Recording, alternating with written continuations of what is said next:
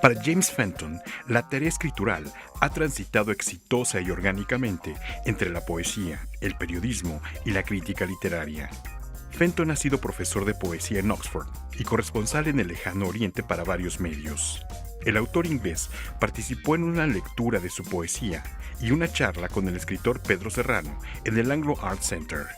Ahí compartió su concepción de la poesía y el reto de originalidad que ésta impone, pues cualquier autor puede replicar alguna idea sin ser consciente de ello. That's what I would call false inspiration. What actually turns into a poem is very is very mysterious.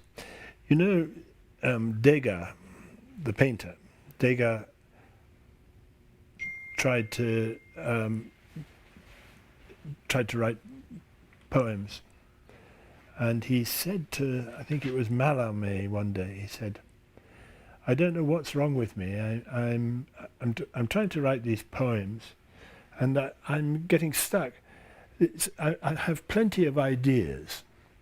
And Mallarmé said to him, "My dear Degas, one doesn't make poems out of ideas. Poems are made out of words." So that's a very kind of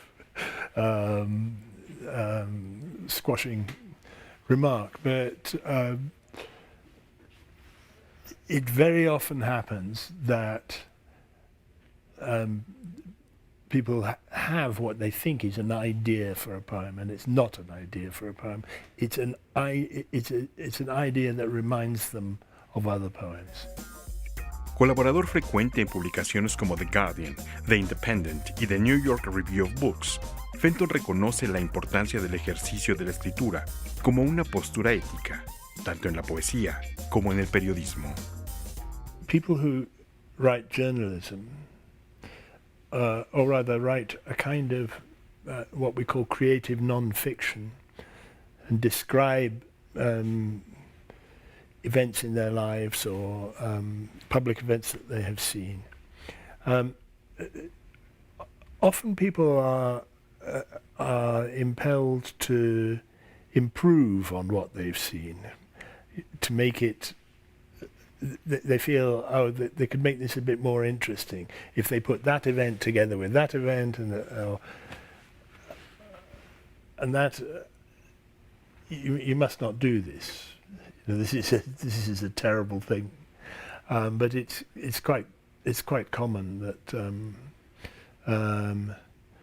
people will just sort of burnish the experience, brush it up a little to improve it. So that's one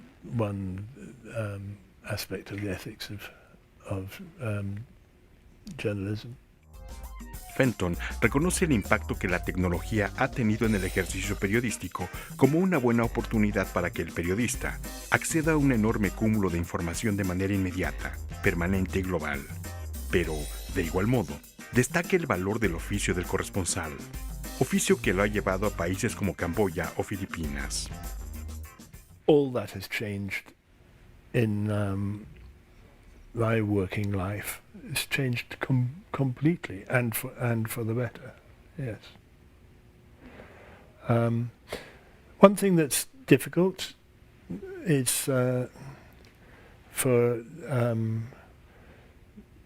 somebody who wants to write to go abroad to write a story. It's very hard to get magazines who will pay for you to do that, and it's a shame because it's a very important thing that used to be done in several different kinds of magazines, and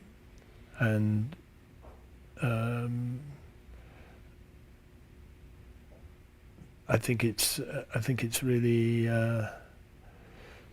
it's like an endangered species of writing. Noticias 22, Víctor Gaspar.